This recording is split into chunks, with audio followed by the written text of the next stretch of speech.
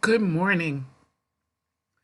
Good morning to everyone. Welcome to Company Culture with Yvette C. Owens, where I am your host, Yvette C. Owens, better known in my business and entity as the Business Ambassador. I am a facilitator, business strategist. I'm an author and a speaker. I'm a trainer and a facilitator. So I'm welcoming you to Company Culture with Yvette C. Owens, where we explore the behaviors that either help organizations be successful or can hinder the progress of organizations. Organizations as large as the Fortune 1,500 companies, corporations, companies, educational institutions, schools, ministries, you name it, where there's people coming together collectively to be able to achieve a vision together, achieve a mission together, to deliver products and services to an audience. That's where I come in, and that's what we want to explore through company culture. Company culture with Yvette C. Owens. We want to let you know that the culture should be intentional and not just haphazardly, just not happen, because when you allow it to just happen, you may end up with something that you did not want or expect. So today, the subject matter is I'm not less than. I'm not less than. And what the frame of reference to that is, I'm not less than because I have a question. And I think this is a very important conversation today, especially as we are healing as a nation. We are coming together. We are trying to help one another. Our allies are trying to reach out and are reaching out to see where they can help make a change. We're trying to help each other better because quite honestly, we haven't always been there for one another like we should have been. So as we come together to try to help and to build each other up, as those of us who are ready to step out and go forward and be better and take the risks that we've been hesitant to take because we do see the windows of opportunity. As we take those risks, we need to understand that because you have a question or because a question is being asked of you, that you are not less than. You are not less than. And I think this is important even for the well-meaning folks on the line and the well-meaning, intentional people, because you really do want to help and you really do want to see change in people's lives, change in situations. And if you can impart that information to them, you want to do it and you want to do it well. I get it. But let's be mindful that because someone has a question or is approaching you with a scenario and seeking your opinion, we are not less than. They are not less than. They are not someone needing to be pulled up out of with a bucket out of a well and to be rescued. No, no, they simply have a question. If we approach it from that perspective, they simply ask me a question, they simply have a scenario, and if you both walk into that situation and that scenario from the perspective of here's an opportunity for me to learn, for me to grow, for me to become better, even if I'm imparting even if I'm sharing my knowledge, even if I'm sharing my expertise, I get to see it from a different perspective. I get to hear how someone else is interpreting and is seeing it in their situation, and it is further enlightens me. So that's the perspective that we're coming from. Do not think that when you have to train someone on your staff or train someone on your team or in your organization that they are less than you simply because they have a question and they don't know what you have. No, because the truth of the matter is they have information and knowledge and perspective that you don't know. And so could treat it and accept it as an opportunity of exchange as opposed of a haughty type, proudful experience. And yes, you should be excited And it's an honor when people come and ask us for our information. It's an honor when people see that we have knowledge that they need and they trust us. They trust us enough and they feel that we're the right resource for them to come and ask of that question. Because how many know information is numerous? It's just enormous everywhere, and people can get information anywhere they want to. But if they see a value in speaking with you and asking you about your opinion, your experiences, your knowledge, your expertise, don't think, oh, you had to come to me, because they didn't, right? They didn't have to come to you. Think, it's an honor to be able to share my knowledge and experience for you to be able to grow, and then you pay it forward, all right? So wanted to just share that so much, that backdrop as to the context of why I thought this was an important subject to talk about right now.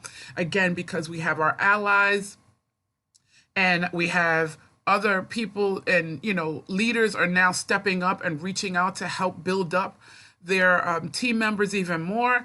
The team members are now feeling like, this is my window of opportunity. I'm going to step in there and I'm going to take the risk and I'm going to ask the questions, because I'm going to go as far as I know I'm supposed to go. So when those two things collide, it's an awesome thing. Let's make sure we don't mess it up. Bottom line, let's don't mess it up. Let's not mess it up.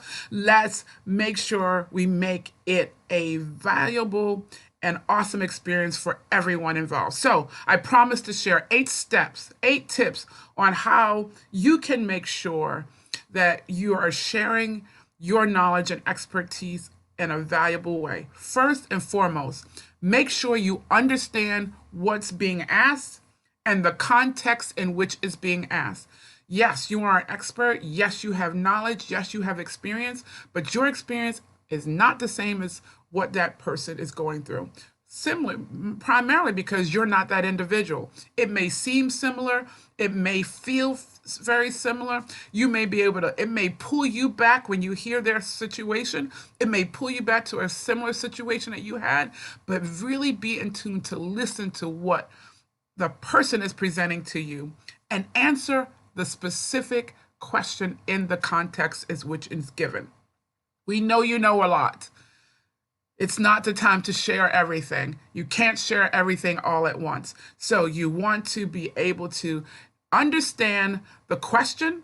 Even you can even start out asking clarifying questions, so you make sure you're going to respond in the context and frame of reference in which the person is asking, and then answer the specific questions and expound on it as you enter into exchange and conversation with that person. Okay, that's number 1.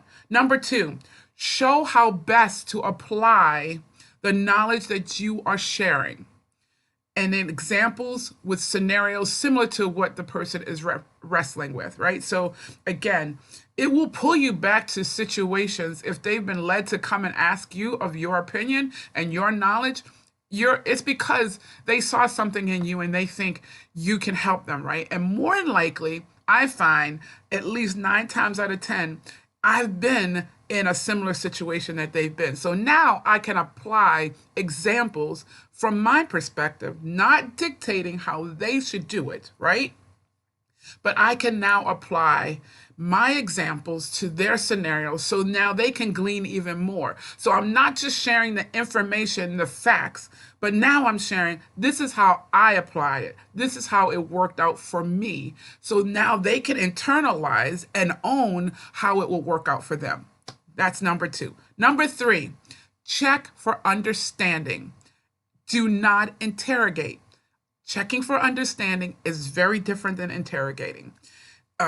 You're not trying to make them you in that moment, in the time that you're spending together. You're not trying to make sure that when they go and they apply it or they share that information, that they don't make you look bad, because that's what some of us think. Hey, I'm going to share this, but you got to carry it just like I'm giving it to you.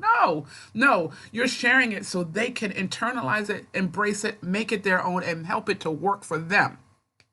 So when you check for understanding, do not interrogate, but check for understanding. Make sure that they don't have any lingering questions based on what you share. Right. 4, Provide a window of opportunity for the person to ask additional questions. The time frame and conditions to follow up must be agreeable to both of you. So don't feel that because they've come to you or ask for your opinion that you have to continuously be there all the time. You have to be able to share when they can come back with follow-up questions, share results, because you're investing time in them.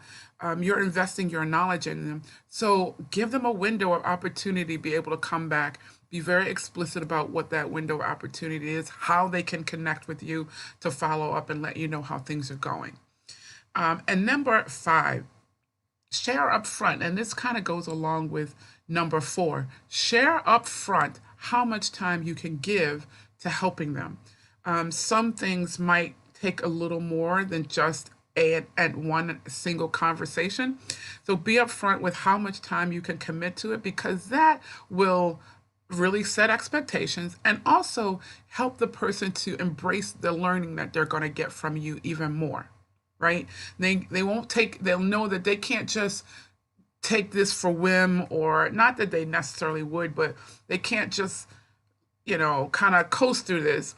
There is a window of opportunity, there's a time frame that you can commit to this, and they should take full advantage of it. And I'm sure if they're asking you, they will own it. They will own their learning because they invested enough to ask the question. They will own making sure that they get the answers and the scenarios that they need, right? Number 6, be creative and reshape the information so that your trainee, your employee, your coworker, whomever you're sharing with, can connect with the concept. If you're sharing your expertise and knowledge and they still don't get it, that's not their issue. As much as it is of yours to reshape, be creative. You know it inside and out. And any expert on any piece of knowledge is able to mold that information and present it to the listener so that they get it and understand it. Saying the same thing the same way is not going to get you the results you need. You'll be frustrated, they'll be frustrated, and they'll all go away. You don't want that. What you want is to be able to continually massage that information as you're sharing it, twist it, turn it. And I'm not saying twist it out of context. I'm saying reshape it, have them look at it different ways so they really get the concept and not just your words, right? You want them to understand the concept that you're getting, because then they can truly make it their own. Number 7, do not make it complicated. Don't make it complicated. Keep your example simple. And even in the cases of the subject matter being a complex subject matter, then start by building a foundation, the basics, and then build upon it. Build upon the foundation. But if they don't get the concept, they will not be able to understand how you build upon it. If you're the recipient of this information, go back to understanding and even challenge the person. What's the basic things I need to understand? And then ask, well, how else can they build upon that? What else is there that you need to understand around that topic, right? And then last but not least, number 8, desire to see the one you're helping succeed. You are investing in their outcome, and show compassion, expect positive results. Let the person know that you're hoping for their best, which really means, and saying in another way, it's really not about you as the expert, but it's really about the honor that you have in sharing that information with the person, and that you're really hoping and pulling for them to be able to use this in a whole new way that's going to really make their life explode, and whatever that situation turn around for the better, right? So you want to have a desire to see the person become a better person, be able to excel in what they're trying to achieve. It's not about you showing what you know. Guess what? They already know you know what you know because they've come to you, right? So use it as an opportunity to learn more. When you both enter into the space together, you will learn more. You, as an expert, get a different perspective on how someone's looking at this context differently than you might have. Or even if it's similar, it might be just a little twist on it. So I hope these 8 points help you. Know that, and most importantly, because someone asks you a question, don't come at it as if you're rescuing them from all life's issues or that they are poor and down and out. No, they simply are asking you a question. They're simply asking you for your expertise. They just want your insight on a situation and a scenario that they're encountering right now. And you can share with them how you would do it, but not dictate how they should do it. I hope you have an amazing Friday. Have a great weekend, and we'll see you next week on Company Culture with Yvette C. Owens. Please follow me on YouTube. Subscribe to my YouTube channel where you can catch up on all the YouTubes, the information that I've shared there. Connect with me on Facebook at Company Culture with Yvette C. Owens, or you can on the Diplomat Chronicle, or even Yvette C. Owens. And also, you can check out my website, the Diplomat Chronicle, at thediplomatchronicles.com. If you'd like to talk more about how we can work together, I do coach individuals, we coach teams, leaderships, because our goal is to help leaders create healthy cultures where everyone will thrive. So we want to help you. I want to help you create that culture where everyone can thrive and everyone feels as though it's a healthy culture. Have a great day, and we'll see you next week. Bye-bye.